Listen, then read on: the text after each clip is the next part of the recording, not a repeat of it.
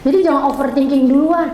Udah deh, kamu kenal dulu aja deh permukaannya seperti apa. Nanti kalau sudah kenal, udah tertarik, nanti dalam-dalamnya tuh happy kok gitu. Yang penting kamu legowo dulu, terus open minded ya. Yang penting utama adalah open minded. Jangan terpaku bahwa ilmu itu harus ini loh, ilmu harus ini. Tapi kita harus open minded bahwa semua ilmu itu penting gitu. Nanti jalan Tuhan mau kemana, itu nanti kita tinggal ikutin gitu aja. Jadi jangan insecure, jangan overthinking duluan gitu. Kayaknya TLM susah nih ya, TLM ini gak bisa nih gitu. Oh, kamu kalau udah terpaku sama TLM itu susah, TLM itu ribet atau nggak bisa, itu jadinya gimana ya? Kayak kamu yang harusnya dia mau masuk, kamu close dulu gitu. Jadi dia nggak akan bisa masuk.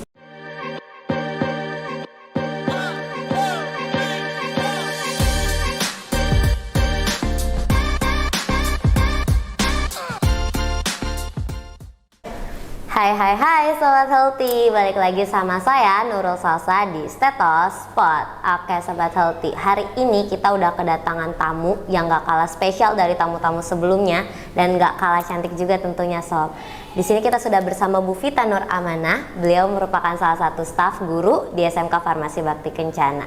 Ibu boleh dong Bu perkenalan dulu sama Sobat Healthy yang ada di rumah supaya mereka lebih kenal sama Ibu. Oke, makasih. Halo Sobat Healthy. Ya, perkenalkan saya Vita Nur Amanah. Biasa sih kena orang-orang atau di BKB itu panggilnya Bu Vita gitu ya kalau di BKB. Nah, saya ini di BKB sebagai staf pengajar juga di bagian tim analis kesehatan gitu. Jadi kalau di tim analis kesehatan itu spesialisnya mata pelajaran produktif. Jadi semua yang berkaitan dengan ke analis kesehatan itu salah satu timnya adalah saya.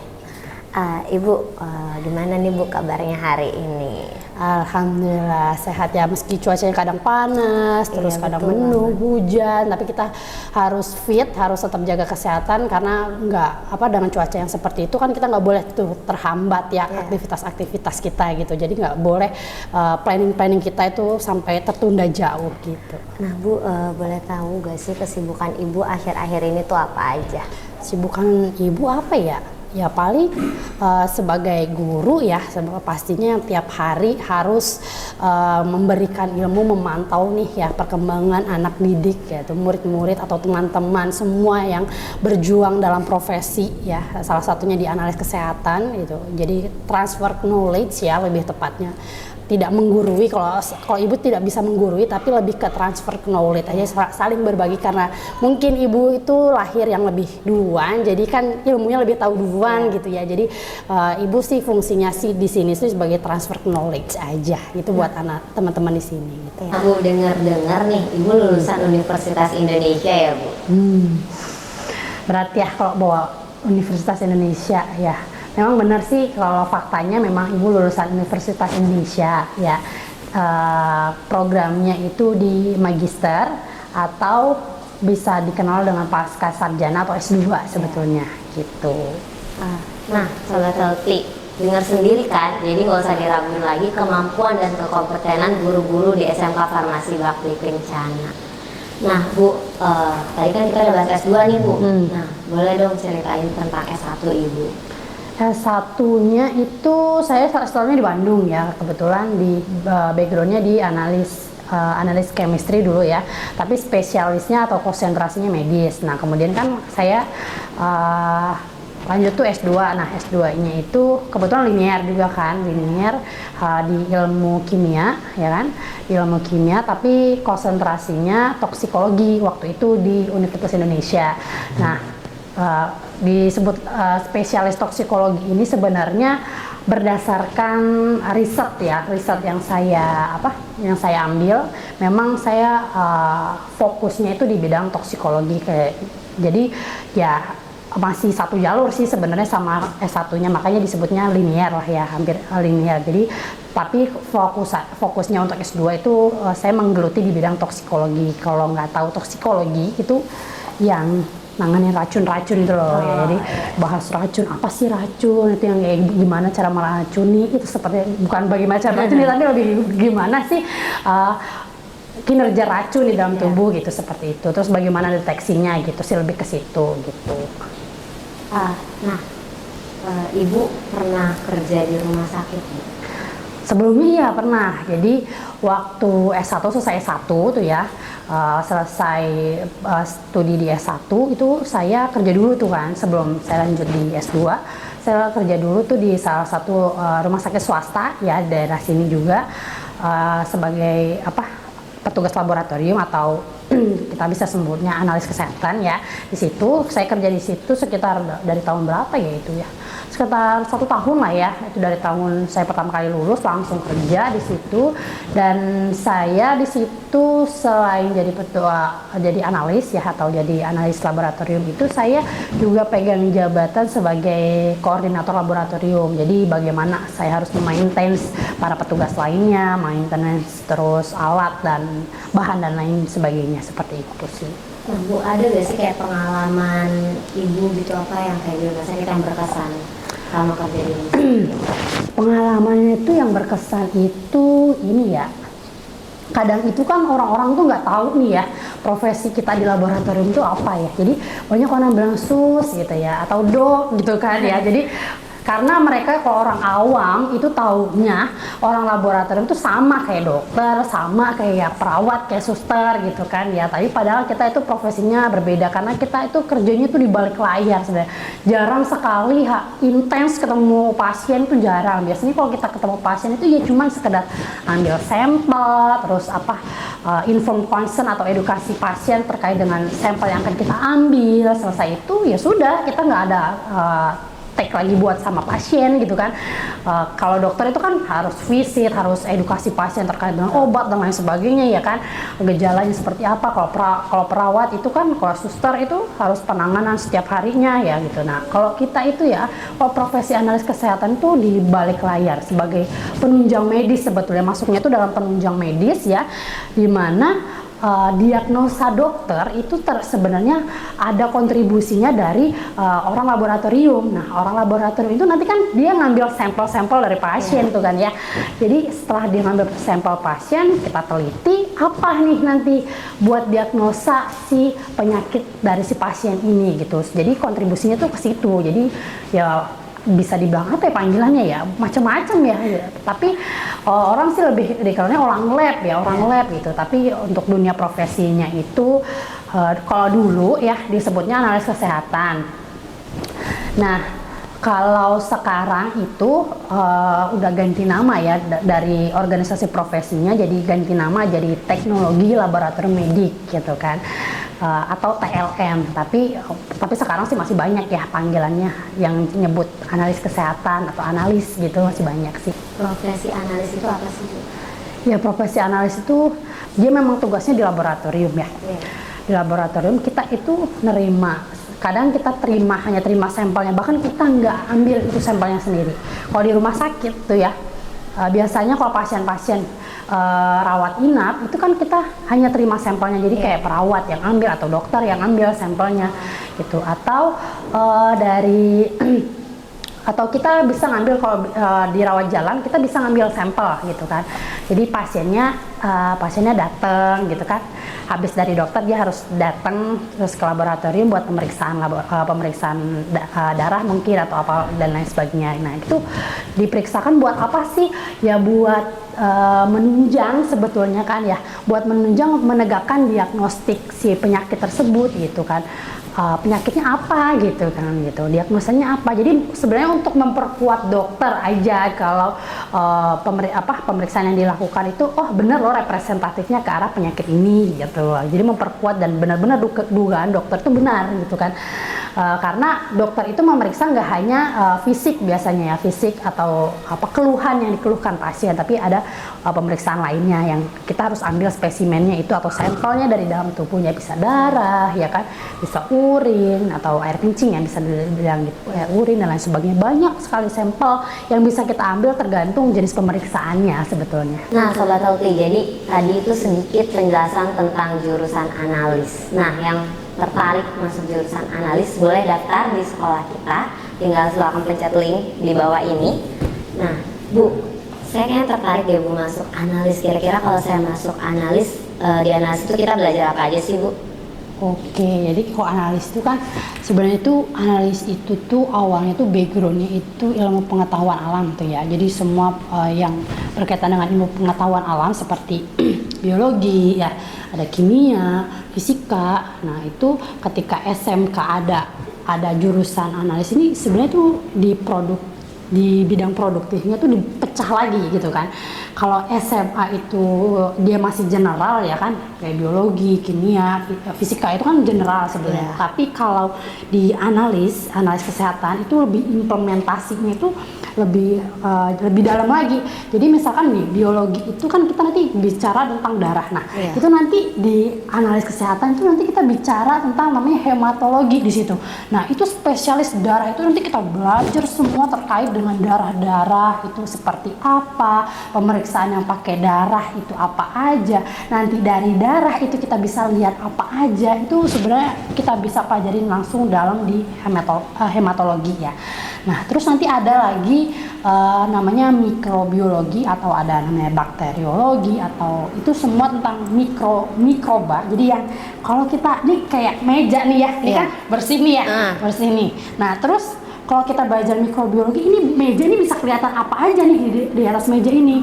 Kita bisa lihat nih, kita bisa ambil sampel dari meja ini, kita lihat tuh di mikroskop nih. Ya, makanya nih kalau di lab TLM tuh banyak banget nih apa mikroskop buat itu tuh kita buat lihat benda-benda yang kecil tidak kasat mata. Tapi bukan goib ya, bukan goib, maksudnya masih benar-benar kecil yang nggak kelihatan kasat mata itu bisa kita lihat di mikroskop ini. Ternyata yang kita lihat ini bersih, itu banyak binatang-binatang atau apa sih kehidupan kecil yang muncul di situ.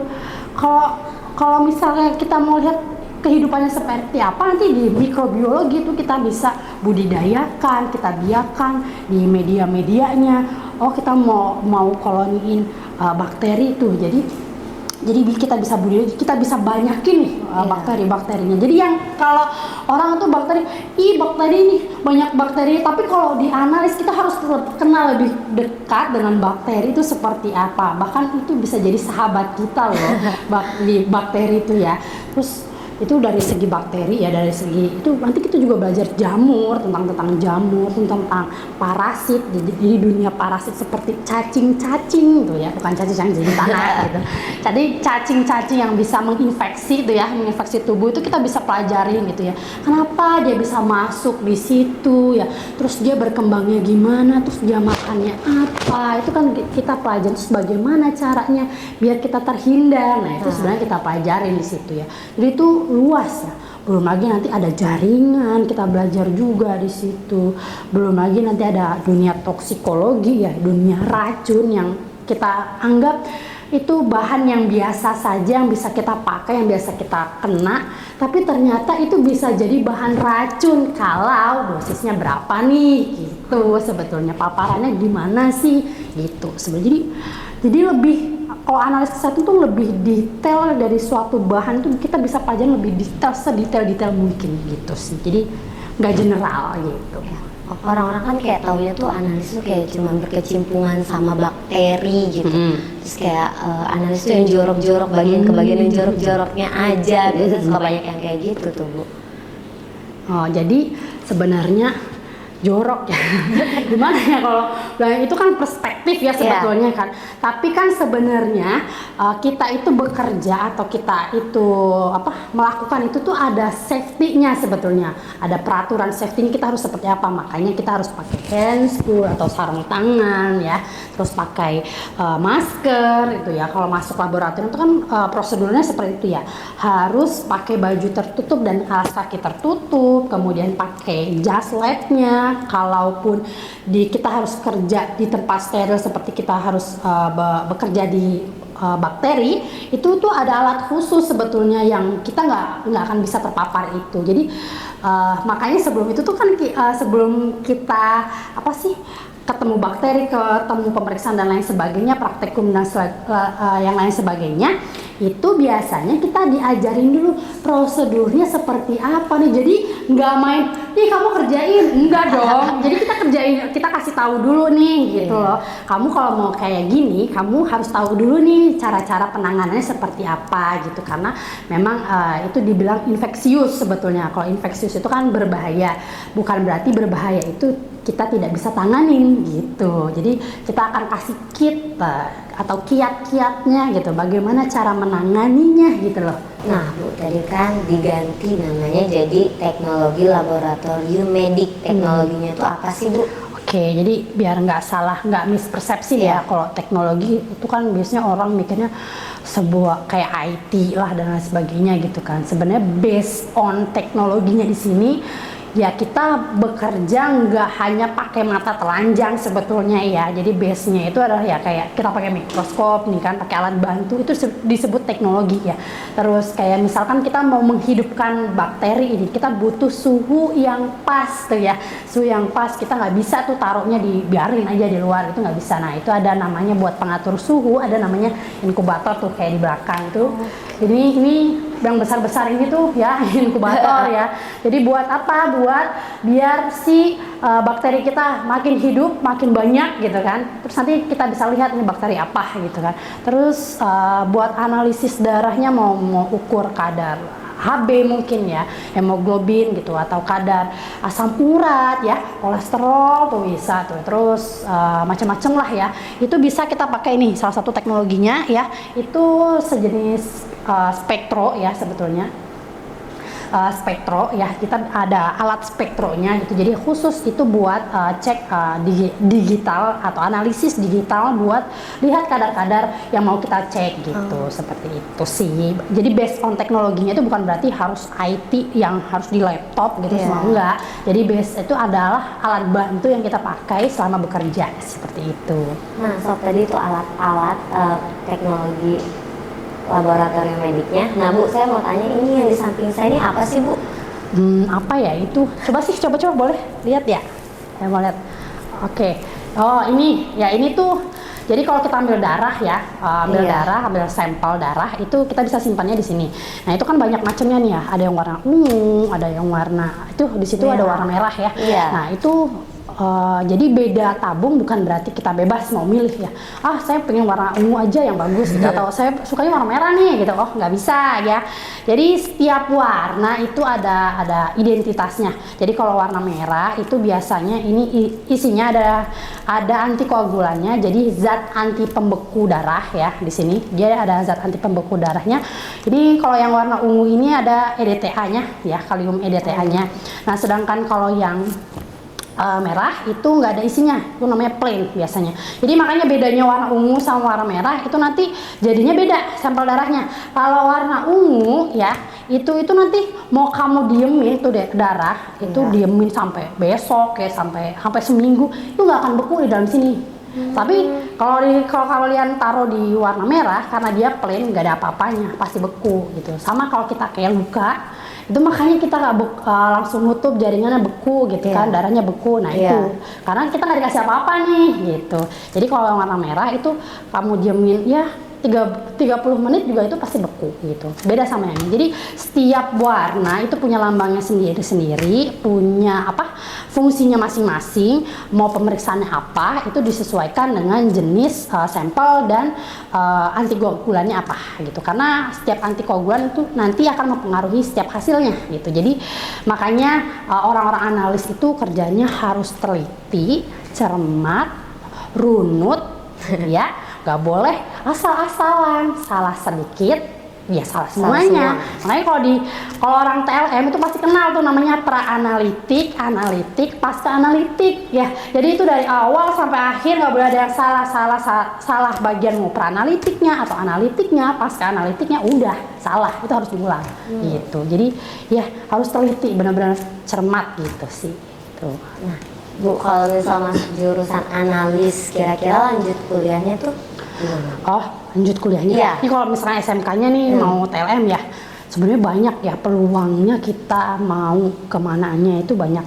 Banyak sih sekarang prodi-prodi atau universitas ya yang membuka jurusan TLM ini ya, dari D3 bisa ya, jadi diploma 3, ada diploma 3 TLM, terus sekarang ada di diploma 4, diploma TLM itu juga banyak ya, jadi ada bisa di Poltekkes, bisa di universitas swasta ya, atau di politeknik swasta juga banyak, atau stikes swasta juga banyak, atau mau lintas jurusan nih boleh banget, boleh nih, saya nggak mau nih di TLM lagi, bosen, saya udah bisa nih, udah mahir gitu kan, boleh, bisa yang masih rule-nya masih sama, itu bisa ke biologi mungkin ya, atau ke analisis pangan gitu kan, atau toksikologi gitu, atau kimia, itu masih runut sebetulnya, jadi masih ada lah sedikit-sedikitnya analisnya gitu sih. Tadi kan toksikologi ya, toksikologi itu apa sih Bu? Jadi tertarik tentang toksikologi ya. Jadi toksikologi itu racun ya. Kalau kita kenal racun itu kan suatu zat yang berbahaya yang bisa buat kita mati. Kalau orang itu mikirnya gitu kan. Tapi sebenarnya toksikologi itu semua bahan, nggak hanya yang berbahaya, semua bahan yang bisa buat terjadi perubahan terhadap suatu tubuh gitu. Jadi seperti garam ya. Garam itu kan kayak kita biasa makan.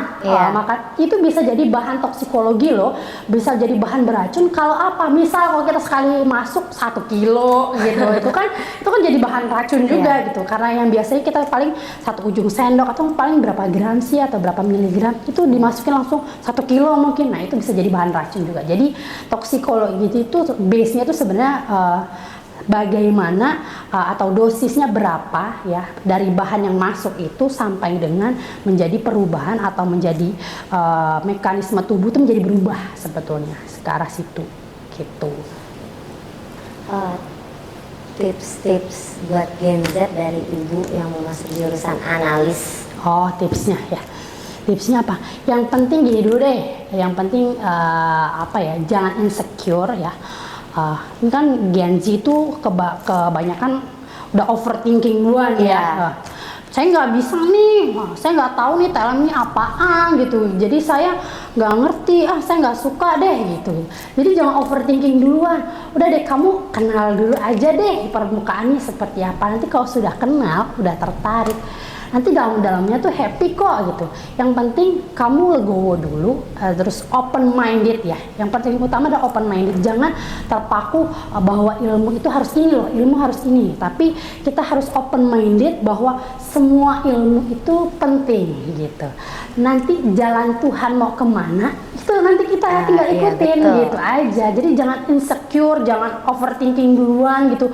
Kayaknya TLM susah nih ya, TLM ini gak bisa nih gitu. Kamu kok udah terpaku sama TLM itu susah, TLM itu ribet atau nggak bisa, itu jadinya gimana ya? Kayak kamu yang harusnya dia mau masuk, kamu close dulu gitu. Jadi dia nggak akan bisa masuk gitu. Yang penting happy dulu nih.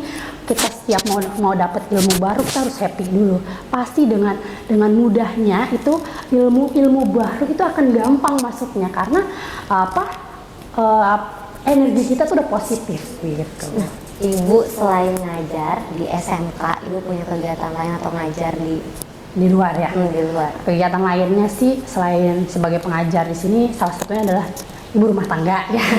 Ibu rumah tangga juga. Terus selain itu juga sebenarnya saya juga dosen juga di salah satu universitas swasta ya, atau politeknik swasta di daerah Cibubur sebetulnya.